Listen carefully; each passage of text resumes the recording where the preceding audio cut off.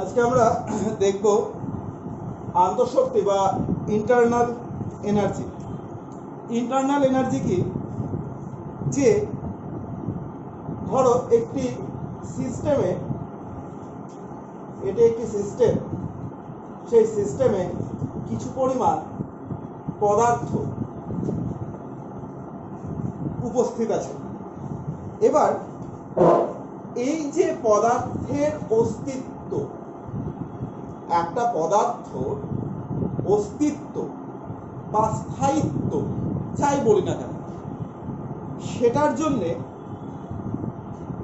এই পদার্থ যে আছে, এর যে অস্তিত্ব আছে, এর যে এক্সিস্ট করে, ঠিক আছে, বা এক্সিস্টেন্স এর আছে, এই এক্সিস্টেন্সের জন্যে তার মধ্যে কিছু পরিমাণ শক্তি সুপ্ত অবস্থায়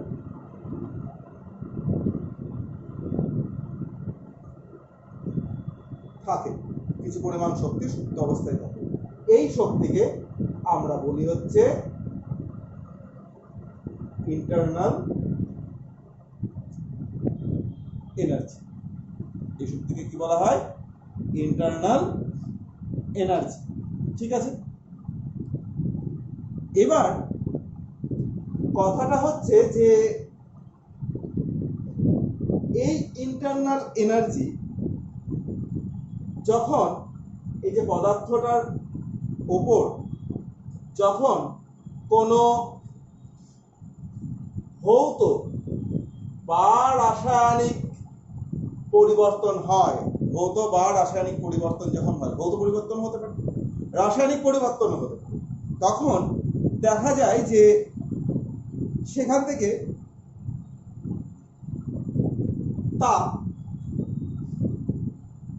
শুধু তাপ বা তাপ ও অন্যান্য শক্তি, যেরকম আলোক শক্তি, ঠিক আছে,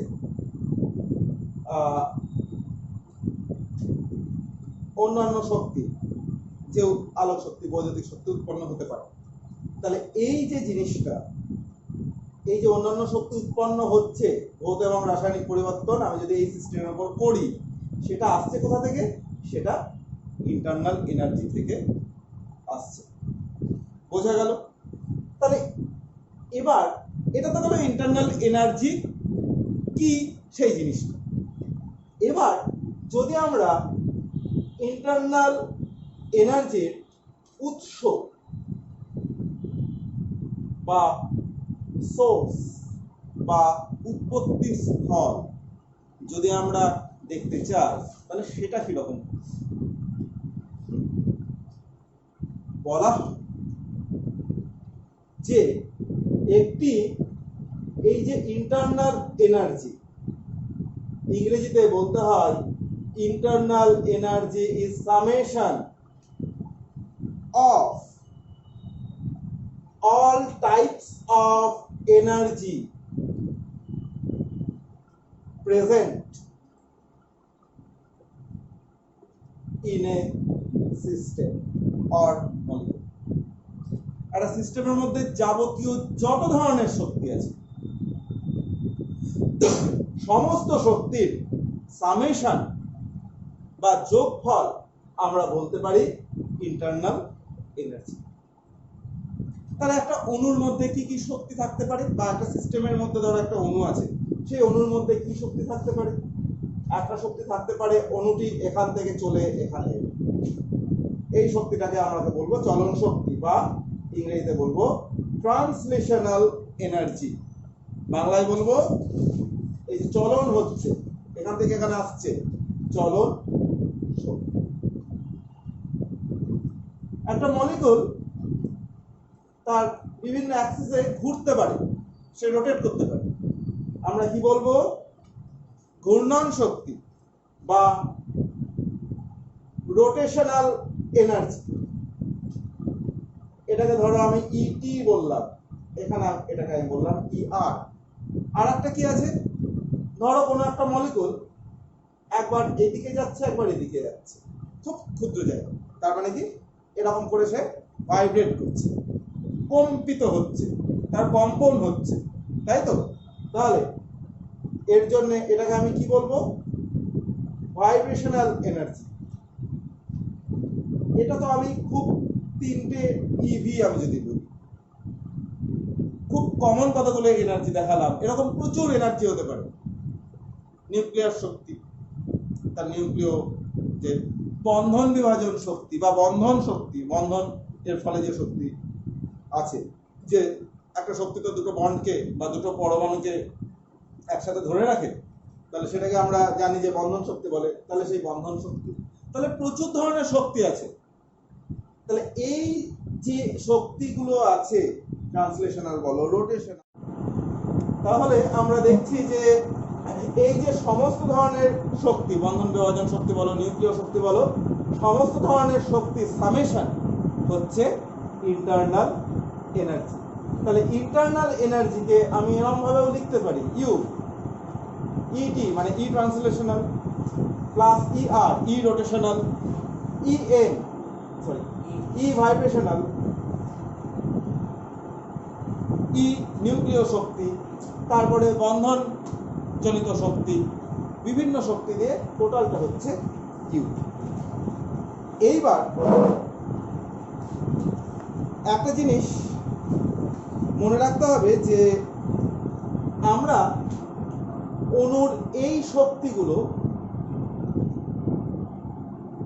এই যে এই শক্তিগুলো দেখছি, এই শক্তিগুলো আমরা বার করতে পারি না, ঠিক আছে? যেহেতু এই শক্তিগুলো আমরা বের করতে পারি না, তাই জন্য আমরা ইউ এর পরম মান, ইউ এর পরম মান আমরা বার করতে পারি না। ইউ এর পরম মান আমরা বার করতে পারি না এবং বাস্তব ক্ষেত্রে দরকারও হয় না। তাহলে আমরা কি বার করতে পারি এবং কেন এটা এত ইম্পর্টেন্ট? দেখা যাচ্ছে কি হবে?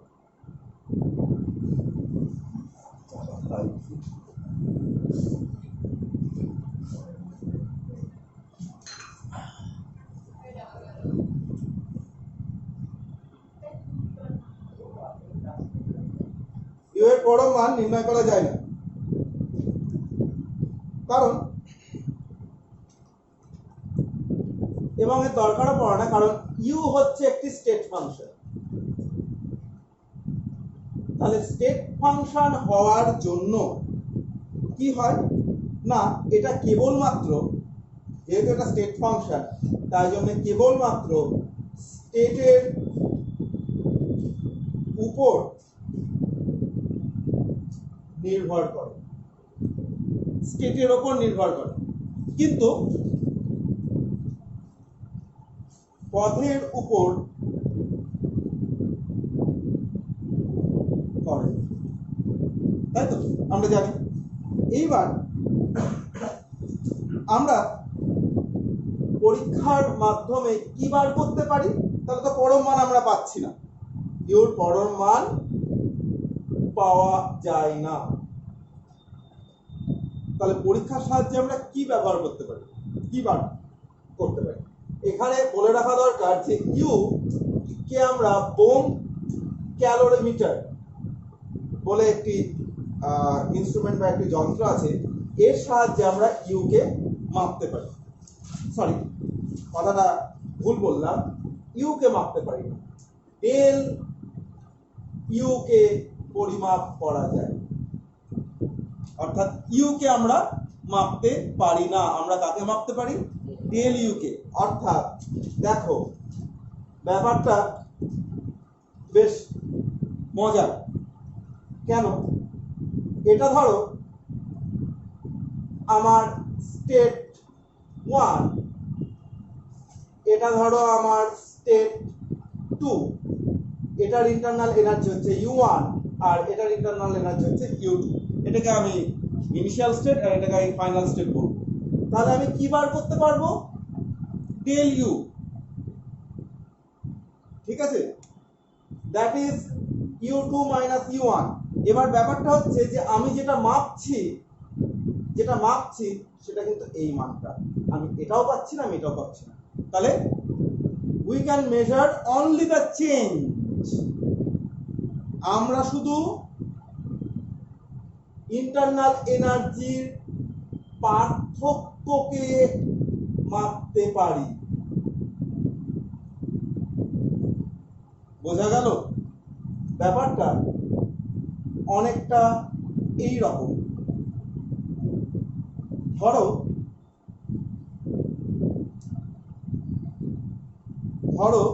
তোমাকে বললো কেউ যে দুটি সংখ্যার পার্থক্য 3, অর্থাৎ তুমি এটা ডেল ইউ ধরো। এবার 10 - 7 সেটাও 3, 12 - 9 সেটাও 3, 100 - 97 সেটাও 3। মজার ব্যাপার হচ্ছে যে আমরা এগুলোকে মাপতে পারি, কিন্তু সেটা 10 আর 7 ডিফারেন্স না, 12 এবং 9 ডিফারেন্স না, 100 এবং 97 ডিফারেন্স, এই ভ্যালুগুলো মাপা যায় না। আমি বারবার বলছি, U1 U2 আমরা মাপতে পারি না। আমরা যেটা মাপতে পারি দ্যাট ইজ দ্য ডিফারেন্স। যেরকম এটা দিয়ে বোঝালাম, দুটি সংখ্যার পার্থক্য 3। এবার সংখ্যাগুলো কিন্তু অসীম হতে পারে, অসীম সংখ্যক সংখ্যা হবে যাদের মধ্যে কিন্তু পার্থক্য 3, তাই তো? তাহলে আমরা এই জিনিসটাকে কিন্তু এরকম ভাবে দেখতে পারি। নেক্সট ব্যাপারটা হচ্ছে যে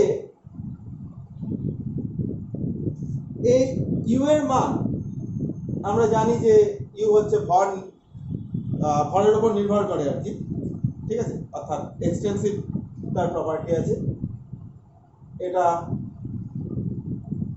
ভরের উপর নির্ভর করে, ঠিক আছে? 2, উষ্ণতার উপরও নির্ভর করে। ইউর খুব একটা বাস্তব উদাহরণ দেওয়া যায়। ইউ যে আছে, তার যে এক্সিস্টেন্স আছে, তার খুব একটা বাস্তব উদাহরণ দেওয়া যায়। আমরা প্রত্যেকে বাড়িতে কয়লা দেখেছি। কয়লা যখন আমরা এমনি হাতে নিই বা স্পর্শ করি, সেটিতে আমরা তাপ পাই না, বা সেটি থেকে কোনো আলোক শক্তি বা আলো বিকিরিত হয় না। এবার আমি কি করলাম, তাকে জ্বালালাম,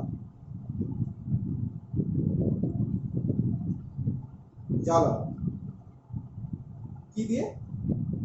আগুন দিয়ে, এবং with constant supply of O2, যেটা আমরা খুব প্র্যাকটিক্যাল ইয়েতে এমনি বায়ুতে যদি কয়লা জ্বালিয়ে দিই, একবার জ্বালানোর পর কিন্তু তাকে আর জ্বালাতে হয় না, যদি না তার অক্সিজেন সাপ্লাইটা ঠিক থাকে। যদি অক্সিজেন সাপ্লাই ঠিক থাকে তাহলে আমাকে আর জ্বালাতে হয় না, যদি না থাকে তাহলে দেখবো সেটা নিভে যাচ্ছে। এবার ব্যাপারটা হচ্ছে এই দহন করার পর কি পাবো আমি মেনলি পাবো হচ্ছে CO2, কিছু পরিমাণ জলীয় বাষ্প, প্রচুর পরিমাণ তাপ শক্তি, এবং বেশ কিছুটা আলোক তো পাওয়া যায়, বেশ কিছুটা আলোক শক্তি। এইগুলো নিয়ে আমার কোনো প্রশ্ন নেই, এগুলো পরের ব্যাপার। আমার কথা হচ্ছে যে এই যে তাপ শক্তি এবং আলোক শক্তি, এটা যে এলো কোথা থেকে, উৎসটা কোথায়? তার উৎসটা কিন্তু এই কয়লা।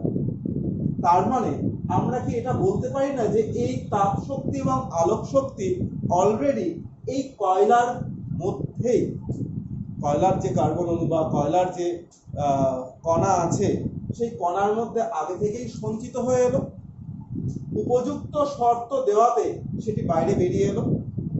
তাহলে এটাকে আমি বলতেই পারি যে এটা হচ্ছে আমার ফাইনাল স্টেট, এটা হচ্ছে আমার ইনিশিয়াল স্টেট, এবং এটা হচ্ছে আমার ফাইনাল স্টেট।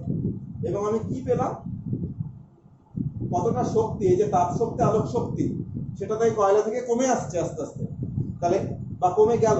তাহলে এই যে তাপ শক্তি আলোক শক্তি যেটা পেলাম, সেটা আমি কি পেলাম? আমি কিন্তু ইউ পেলাম না, আমি পেলাম ডেল ইউ।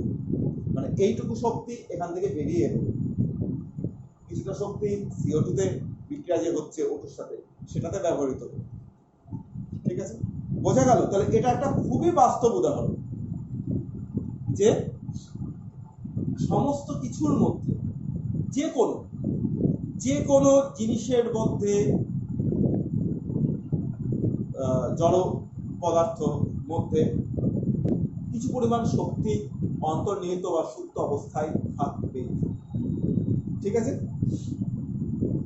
এবার ব্যাপারটা হচ্ছে যে গাণিতিকভাবে আমি লিখতে পারি, দেখো আমি যদি দুটি স্টেট বলি, U1 হচ্ছে ইনিশিয়াল স্টেটের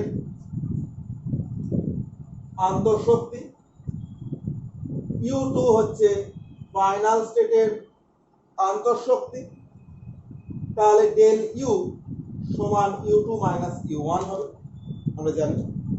এবার যদি এটা রাসায়নিক বিক্রিয়ার ক্ষেত্রে হয়, তাহলে আমি লিখতে পারি ইউপি হচ্ছে প্রোডাক্ট মানে বিক্রিয়াজাত পদার্থ, প্রোডাক্টের internal energy, that is product হচ্ছে আমার ফাইনাল স্টেট, আমরা বুঝতেই পারছি। ইউআর হচ্ছে রিঅ্যাক্টেন্টের ইন্টারনাল এনার্জি, দ্যাট ইজ রিঅ্যাক্টেন্ট হচ্ছে আমার ইনিশিয়াল স্টেট। তাহলে এই ক্ষেত্রে ডেল ইউ কি হবে? UP minus UR, final minus initial. এবার ব্যাপারটা হচ্ছে যে এখানে দু ধরনের জিনিস অ্যারাইজ করতে পারে। হ্যাঁ, এখানে দু ধরনের জিনিস অ্যারাইজ করতে পারে।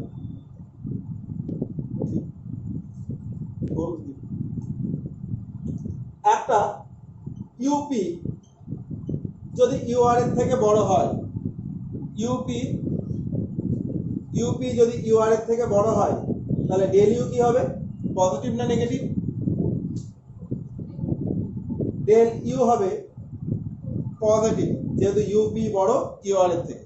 সুতরাং যদি ডেল পি পজিটিভ হয়, এটাও বিক্রিয়ার ক্ষেত্রে বলছি, ধরো বিক্রিয়াটা কি হচ্ছে না, বিক্রিয়াটা হচ্ছে রিঅ্যাক্টেন্ট থেকে প্রোডাক্ট।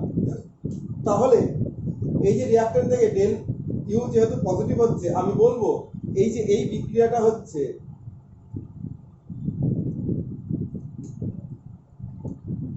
তাপগ্রাহী বিক্রিয়া। কেন? কারণ আমাকে বাইরে থেকে শক্তিটা দিতে হচ্ছে, কিন্তু এই যে ইউআর এর থেকে ইউপি বড় মানে কি, ইউআর এর যা শক্তি তার থেকে ইউপির শক্তিটা বেশি। এই শক্তিটা কোথা থেকে পাচ্ছে সে? এই শক্তিটা সে পাচ্ছে সারাউন্ডিংস থেকে। তাহলে সারাউন্ডিংস থেকে সিস্টেমে শক্তি যাচ্ছে, যদি সেটা তাপ শক্তি হয়, জেনারেলি তাপ শক্তিই হয়, তাহলে আমি কি বলবো যে সেটা হচ্ছে তাপগ্রাহী বিক্রিয়া। আমরা জানি বিক্রিয়া দু ধরনের হয়, তাপগ্রাহী এবং তাপদায়ী বা তাপমোচী। আচ্ছা, ইংরেজিতে এই বিক্রিয়াটাকে বলা হয় এন্ডোথার্মিক। 2 নম্বর, যদি ইউপি কম হয় ইউআর এর থেকে, তাহলে কি হবে? ডেল ইউ নেগেটিভ হবে। তাহলে দেখো এই আর থেকে পিতে যখন আসছে, ইউপি ছোট তো ইউআর বড়, তাহলে দেখো আর থেকে পিতে যখন আসছে তখন নিশ্চয়ই তাকে শক্তি কিছুটা ত্যাগ করতে হচ্ছে, শক্তি কমাতে হচ্ছে। শক্তি কমিয়ে তবে সে আর থেকে পি আসতে পারছে। তাহলে শক্তি যদি কমায়, সেই শক্তিটা কোথায় নির্গত হবে? সেই শক্তিটা সারাউন্ডিংসে নির্গত হবে। কি হিসাবে নির্গত হবে? তাপ শক্তি হিসাবে নির্গত হবে। অর্থাৎ বিক্রিয়া থেকে তাপ উৎপন্ন হচ্ছে, অর্থাৎ কিভাবে তাপদায়ী বিক্রিয়া, বা কি বলা হয় এটাকে, এক্সোথার্মিক রিঅ্যাকশন। বোঝা গেল? আচ্ছা, তাহলে এই গেল আমার আন্তঃশক্তি বা ইন্টারনাল এনার্জি সম্পর্কে ধারণা।